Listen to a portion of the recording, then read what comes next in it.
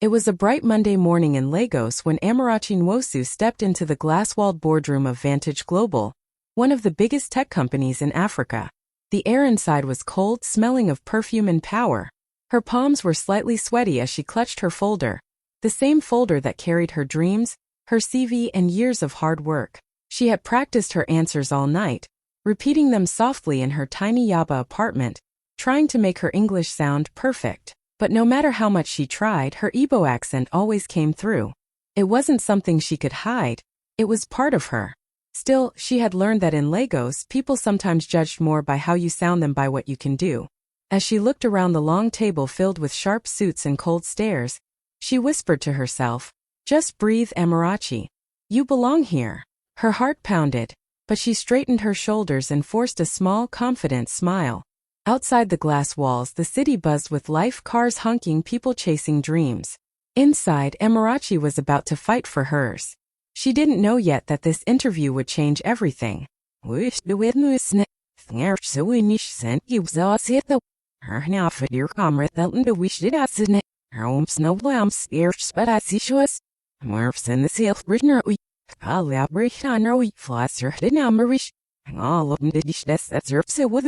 Snach bajloi fruit. He servant of your third the hurry off miss that. Stefin the often. Say, hurry for the sish. Mad now he bulbs out and then a scalp for a hawkish army. And he keeps naked me asked it such dirt or reveals. Albeit the sarcochnich skin eats the let's sit on the onion nester. Snatch out rather video when it's doing her fight off bish. Do I have a sniff it on while on. Snarch the out clear silver. I had to stray him if I her freaking it. Maar zit die luchtgroom, en hij gaat met haar bom zitten. En hij was het zwie verwischt naar mijn lips. Zo we zochten dat ze die de rode het, snet net zo voor dat ze wieder hij schroefie wind up. Van het ook zo we schwurfbielen af de weavers net zit dat vlasser sloot dat is. Snet schijt er zil wacht, schijt daar zil net niet dat staan eel nem om ze de vrouw hoes groeis. Hoor de lutter er haar gas net. Floors niks over maak ze er hengel am spectjes. Snel van de disje. Sashner and his neck be not geld file loaded liver. We're vetter his army. Sir be brother spill foot in nester. He'll out look ash met voice. Still even more see shells nightsish. Tharps her nutter soon it ass if still else nealer than. He'll ox if the worm skip which nish gizzard greenwish did vino. Cab nilams for that's it. He that's the fuss over. He'll elf bessish. And now we're writing in home book. Fish more when they share net either feed or rodish. I'm snow with the one I but the deer wolf Betsy star my zenus. As the questions began, Amarachi felt a little more confident. She opened her folder, looked at the panel, and started explaining her experience in software development. Her voice was calm, clear, and full of purpose. She spoke about the app she had built for rural schools, a project that helped hundreds of children learn, even without internet access. For a moment, she forgot her fear. She spoke from the heart, with passion in every word. But before she could finish, one of the interviewers interrupted her with a mocking grin. "Sorry, can you repeat that?" he said, tilting his head like he was struggling to hear. Then he exaggerated her pronunciation, mimicking her accent. The others laughed, not loudly, but just enough for her to hear the quiet cruelty in their voices. Amarachi froze for a second, her heart dropped, and her cheeks burned with embarrassment. She wanted the ground to open and swallow her. For a moment, she thought about just saying thank you and leaving the room. But then she remembered all the sacrifices that brought her here. Her mother's prayers, her late nights coding on an old laptop, her dream of proving that brilliance doesn't come with a fancy accent.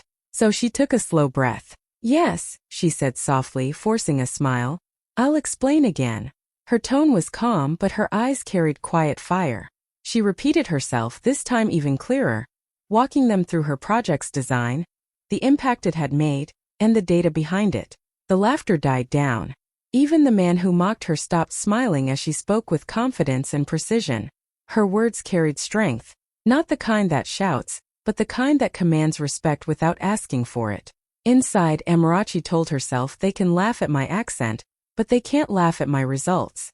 And for the first time, one of the panelists looked at her, really looked, not as a joke but as someone worth listening to. Inside, Amarachi took a deep breath and reminded herself, I am not here to impress them with pronunciation. I am here to prove my mind. The laughter still echoed faintly in her ears, but she pushed it aside and focused on why she came. She looked straight at the panel, her voice steady this time.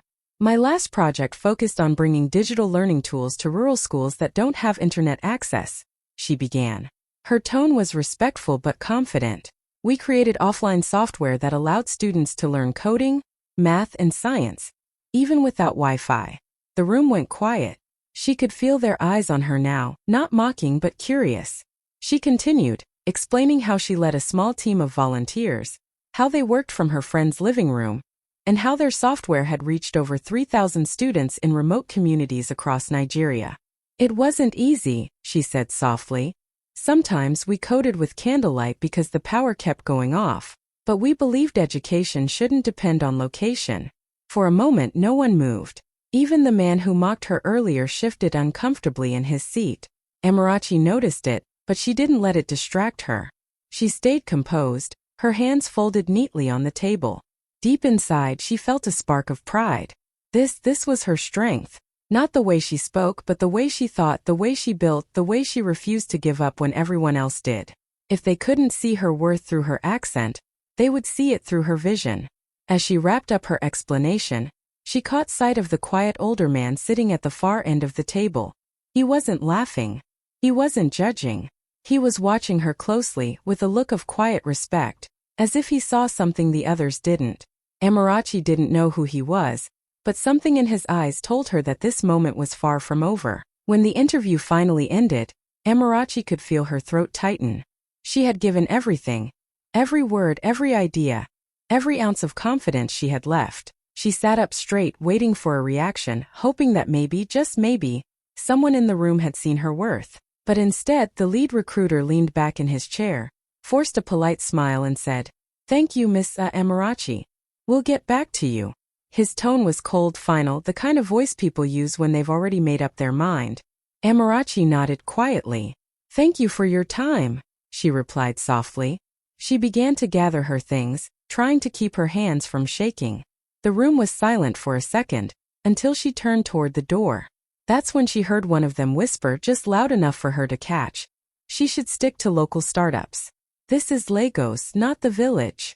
The others chuckled. The sound hit her like a knife. Her chest tightened, her face burned, and for a moment she couldn't breathe. She wanted to turn around and say something, anything, but she didn't. Instead, she lifted her chin slightly, forcing herself to keep walking.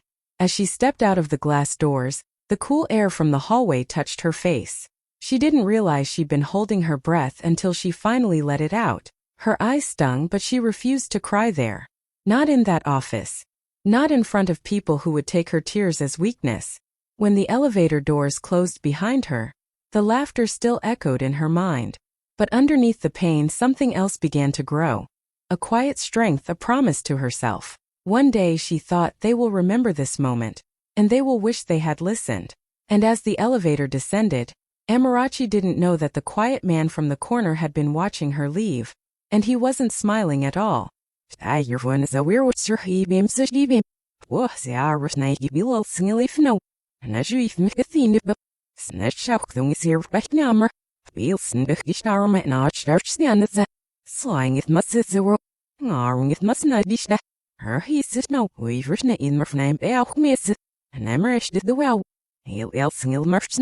No verhangers, right that's it, didn't it lock the gosh, nillets, that's it, weakness, did not process our mate. We did so, real if it's snimmerished. Her old Freddy has gave the steel carrot maxil. He'll yell best nimble with my am say. Herbs a whaler, it's over, did he berish, nimmerished. Her sim dahish off the star mate, Nick at self. My aunt and you know more almost stealing surf, we used to scale them nimmerished. Doing this nick nimble with. It's here her hand, let's nick, but I see star me. All bulks just knife murphs it. He star my sim in feed. Nay, or they knock up so fly me smack. Well, here's nay, or feed me one murph, it is the sahish. Her man one. Sab no for net such. Smash must draw hosted. Termer mish. I'm puffy, standing blushly. Later at sea shower, the numbers you want, I'm sir thummer. All best in the word of near sir thummer, her fshirish. Fan geld wat verwend o ahmaste, saber neveish, toch neve hnet per quite nemmerf, ngaar spats de shavim, flasser her derpse wish, Snoop sharp at serum empty. Arch deliver lock at this ovni come. Hurt fallet skirms. Hanging and murfnemo mir vet elf birnammer. Sir Wan it shaften da hish and near spot baller hanger it's. We've written it in murfzulk me in your woods. Dabber not as ish. Snelly as it with as knit.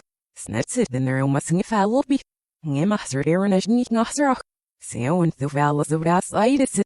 I bind it number of Bamurna Wamps or nail out as he showermaking in Vita. The next morning, Amarachi woke up before sunrise. She couldn't sleep much anyway. Her mind was spinning all night. She carefully ironed her best outfit, a neat navy blue blazer paired with a simple Ankara blouse her mother had sewn for her years ago. It wasn't fancy, but it carried meaning. It was her reminder of where she came from and why she started. After a short prayer, she took a deep breath and whispered to herself, "Whatever happens today, walk in with grace." When she arrived at Vantage Global, the receptionist looked surprised to see her again. "Good morning, Miss Amarachi," she said politely but with curiosity. Amarachi smiled faintly and replied, "Good morning. I'm here to see the chairman." The words felt unreal even as she said them. As she stepped into the same boardroom, the atmosphere shifted. The same recruiters from yesterday were already there, preparing for another round of interviews. The moment they saw her, their faces changed, shock, confusion, and maybe a little guilt. One of them whispered under his breath, "You again." Another frowned, pretending to focus on his tablet. Before anyone could say another word, the door opened quietly. In walked the same older man from the corner yesterday, the one who had watched everything. The moment he stepped in, the room fell completely silent. His presence carried a kind of calm authority that needed no introduction. "Good morning, everyone," he said in a deep, steady voice. The recruiters stood up instantly, greeting him with nervous smiles. Amarachi watched him, realization slowly dawning. He's the chairman. The man she thought was just an observer was actually the most powerful person in the company. He turned his gaze toward Amarachi and gave her a small, warm smile, the kind that made her heart steady again. "Miss Amarachi," he said, gesturing for her to sit. "I'm glad you came back." At that moment, the same people who mocked her accent the day before couldn't even look her in the eye. The chairman looked at Amarachi for a moment, his eyes calm and kind. Then, to everyone's surprise, he spoke. Not in English but in smooth, fluent Igbo. "Kidu Ndebwani," he said gently. "How are you, my child?" The room went completely silent. The recruiters froze, eyes wide. No one had expected that. Amarachi blinked in shock, her lips parting slightly. For a moment, she couldn't even find her voice. Then slowly, a small smile appeared on her face as she replied softly, "Adiname, sir." "I'm fine, sir." The warmth in her voice carried both surprise and emotion. It was the first time that day she felt truly seen, not as a candidate, not as an accent to be mocked, but as a person. The chairman nodded, smiling proudly. "Oh, DMMA," he replied, still in Igbo, meaning that's good. Then he switched back to English, his tone steady but firm. "You know," he said, glancing around the room, "I come from Enugu. I built this company with this same accent. The same one you laughed at yesterday." The words hit like thunder. The recruiters shifted uncomfortably in their seats, avoiding eye contact. A heavy silence filled the room. Amarachi could almost hear her own heartbeat. The chairman turned his gaze back to her. "When I heard you speak," he said softly, "I saw myself. Your confidence, your ideas, your dignity. That's what we need in this company." His words carried weight, and even those who had laughed now looked ashamed. Amarachi's eyes glistened, but she kept her composure. She had no words, only gratitude. For the first time, someone powerful had looked past her accent and seen her truth. In that moment, everything shifted. The girl they mocked yesterday now stood at the center of respect. The same voice they laughed at had just echoed in the chairman's own language. And in that quiet boardroom, Amarachi's story began to change forever. The chairman looked at Amarachi for a moment, his eyes calm and kind. Then, to everyone's surprise, he spoke. Not in English but in smooth, fluent Igbo. "Kidu Ndebwani," he said gently. "How are you, my child?" The room went completely silent. The recruiters froze, eyes wide. No one had expected that. Amarachi blinked in shock, her lips parting slightly. For a moment, she couldn't even find her voice. Then slowly, a small smile appeared on her face as she replied softly, "Adiname, sir." "I'm fine, sir." The warmth in her voice carried both surprise and emotion. It was the first time that day she felt truly seen, not as a candidate, not as an accent to be mocked, but as a person. The chairman nodded, smiling proudly. "ODMMA," he replied, still in Igbo, meaning that's good. Then he switched back to English, his tone steady but firm. "You know," he said, glancing around the room, "I come from Enugu. I built this company with this same accent. The same one you laughed at yesterday." The words hit like thunder. The recruiters shifted uncomfortably in their seats, avoiding eye contact. A heavy silence filled the room. Amarachi could almost hear her own heartbeat. The chairman turned his gaze back to her. "When I heard you speak," he said softly, "I saw myself. Your confidence, your ideas, your dignity. That's what we need in this company." His words carried weight, and even those who had laughed now looked ashamed. Amarachi's eyes glistened, but she kept her composure. She had no words, only gratitude. For the first time, someone powerful had looked past her accent and seen her truth. In that moment everything shifted. The girl they mocked yesterday now stood at the center of respect. The same voice they laughed at had just echoed in the chairman's own language. And in that quiet boardroom, Amarachi's story began to change forever. The chairman turned slowly to face the panel, his expression calm but serious. The silence in the room was thick. No one dared to move. Then in a firm, clear voice he said, "While you were busy mocking her accent, you failed to hear her ideas. Ideas that could change the future of this company." Every recruiter froze. The laughter and pride they had shown the day before vanished in an instant. Some looked down at their notes, pretending to be busy. Others just stared at the table, too embarrassed to meet his eyes. The chairman continued, his tone still controlled but sharper now. "You see, this young woman talked about connecting rural schools through technology, something even this company has struggled to achieve. She came here with a solution, and you reduced her to her accent." His voice was calm, but every word carried weight. "That's not the culture I built this company on." Then, he turned back to Amarachi and smiled gently. "I come from Enugu myself," he said. "When I started this company, I worked from a small one-room office. I spoke with this same accent you just heard from her. People mocked me too. They said a man who sounded like me could never build a global brand." He paused for a moment, letting the words sink in. "But here we are today. A company worth billions, built on the voice they once laughed at." Amarachi's chest tightened. She felt her eyes water, but she blinked quickly to hold it back. The chairman's story mirrored her own, the same pain, the same strength. He looked around the room once more and said quietly, "Maybe next time you'll listen to the voice behind the accent, not the sound of it." The room was silent. The recruiters who once laughed now wished they could disappear. And Amarachi, the girl who had walked in feeling small, now stood taller, because the man with the most power in the room had just spoken her truth out loud. The chairman's voice grew firmer, cutting through the thick silence in the room. "This young woman's project," he said, glancing at Amarachi, "aligns perfectly with our next expansion plan." He paused for a moment, letting the weight of his words hang in the air. The recruiters exchanged nervous glances, unsure what was coming next. Then he continued, "From today, she's not applying for a job. She's leading our new community tech program as project director." For a few seconds no one breathed. The words hit like lightning. Gasps echoed around the boardroom. Amarachi blinked, stunned, trying to process what she just heard. Her hands trembled slightly as she looked up at the chairman, wondering if she'd imagined it. But his calm, proud smile told her it was real. The same people who had laughed at her accent just yesterday now sat frozen, faces pale, eyes darting between her and the chairman. The lead recruiter, who had mocked her the loudest, tried to force a smile, but his voice caught in his throat. Another one coughed awkwardly, pretending to adjust his tie. None of them could look at her. Amarachi's heart pounded in her chest. A wave of emotion rushed through her, disbelief, pride, relief, and a quiet sense of justice. She stood up slowly, her knees almost weak, and managed to whisper, "Thank you, sir." Her voice cracked slightly, but it was steady enough to carry across the room. The chairman nodded. "No, thank you," he said. "You reminded this company of something we forgot. That true innovation doesn't come dressed in accent or appearance. It comes from passion." Amarachi took a deep breath. The same room that had once humiliated her was now the room where her destiny changed. The same people who had tried to make her feel small were now silent witnesses to her rise. As she looked around the table, she didn't smile out of revenge. She smiled out of strength.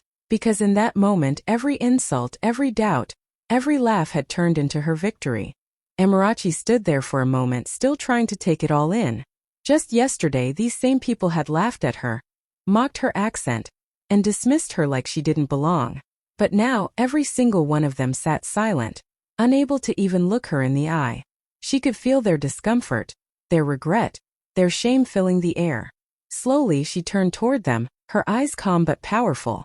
She didn't raise her voice, she didn't gloat. She simply spoke from the heart. "You were right," she began softly. "I may sound different, but that difference is my strength." Her voice didn't shake. It carried quiet confidence, the kind that doesn't need to shout to be heard. "This accent," she continued, "is not something to be ashamed of. It carries my story, where I come from, the people who raised me, the dreams that built me. Every word I speak reminds me of home, and I will never hide that again." No one dared to move. The recruiters who once smirked now looked down, their faces red with embarrassment. One of them tried to mutter an apology, but Amarachi simply smiled gently. "It's okay," she said. "You taught me something valuable. Sometimes people laugh at what they don't understand, but one day they'll have to listen." The chairman watched her proudly, his eyes soft with approval. "Well said," he murmured. In that moment, Amarachi didn't just win a position. She earned respect. Her dignity, her grace, and her strength filled the entire room. She didn't need revenge or anger. Her victory spoke louder than any insult ever could. As she gathered her things, her heart felt light. The same voice they once mocked had now opened doors they could never close. And for Amarachi, this wasn't just a win. It was proof that staying true to herself was the most powerful answer she could ever give. By afternoon, the whole building was buzzing. Phones pinged, emails popped up, and whispers spread like wildfire through every floor of Vantage Global. The company's official memo had just gone out, and at the top of the message, bold and clear, were the words: "New appointment, Amarachi Nwosu, Project Director, Community Tech Expansion. Approved by Chairman Obiora Ease." The moment people read it, the entire office came alive. In the marketing department, someone gasped out loud, "Wait, isn't she the girl they said had the strong accent?" In HR, two staff members exchanged looks, realizing they had just witnessed a moment that would be remembered for years. Some employees smiled, genuinely proud. Others sat in quiet guilt, remembering how they had laughed behind her back the day before. Even the cafeteria was filled with chatter. "The chairman chose her himself?" one person said in disbelief. "He never does that." Another added softly, "Maybe it's time we stop judging people by how they sound." Meanwhile, Amarachi sat in her new office, a small but bright corner space overlooking the city. She reread the email, her name shining on the company-wide memo. Her heart swelled with emotion. She remembered every sleepless night, every rejection, every cruel word. And now here she was, not as a rejected applicant but as a leader. She whispered to herself, smiling faintly, "They tried to silence my voice. Now it echoes through their inboxes." Across the building, screens glowed with her name. The woman they once mocked had become the face of the company's future.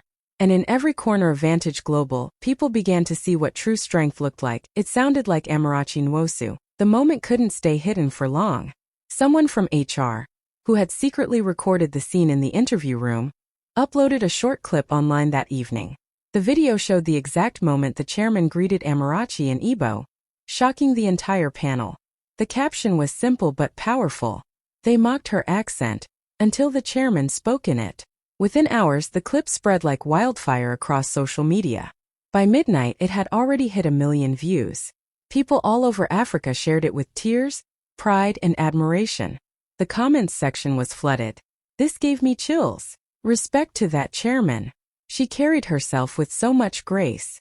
Never be ashamed of your roots." News blogs picked it up. Influencers reposted it with heartfelt captions. Even on LinkedIn, professionals from across the continent were talking about it.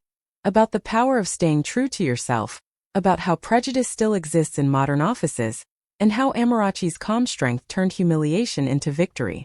In Lagos, strangers began recognizing her name. Students from small towns messaged her saying, You made us proud. A radio host in Enugu called her the voice that spoke for a generation. Meanwhile, Amarachi sat quietly at home, scrolling through her phone, overwhelmed by the flood of messages. She wasn't chasing fame, but seeing so many people find courage through her story made her eyes fill with tears. She thought back to that moment in the interview when they laughed at her accent and she smiled. Maybe God let them mock me, she whispered softly, so the world could learn through me. By the next morning, hashtags like #SpeakYourLanguage and #ProudlyAfricanAccent were trending across Twitter, TikTok, and Instagram. The girl they once mocked had become a symbol, not just of success but of pride, identity, and quiet power. Weeks later, Amarachi stood under the bright lights of the African Tech Women's Summit in Nairobi. The hall was packed with hundreds of young women, dreamers, coders, innovators, all waiting to hear her speak. Cameras flashed as she stepped onto the stage in a beautiful Ankara dress, her poise quiet but powerful. She looked out at the faces before her, smiling softly. A few weeks ago, she began, her voice steady, I sat in a room where they laughed at my accent. But today I stand here because that same accent carried my story and my strength. The audience listened in complete silence, hanging on to every word. Your accent tells your story, Amarachi continued, emotion shining in her eyes. It carries your home, your people, your journey. Never hide it. The world will adjust to your truth, not the other way around. For a second, the hall was completely still. Then, applause thundered across the room. Some women stood, clapping with tears in their eyes. Others cheered, shouting her name. Amarachi smiled, that same calm, proud smile she wore in the interview room weeks ago. Only now it carried the weight of victory. In that moment, she wasn't just the woman they once mocked. She was the voice of every African girl who had ever been told she wasn't enough. A living reminder that dignity speaks louder than perfection, and that true power begins when you speak with pride.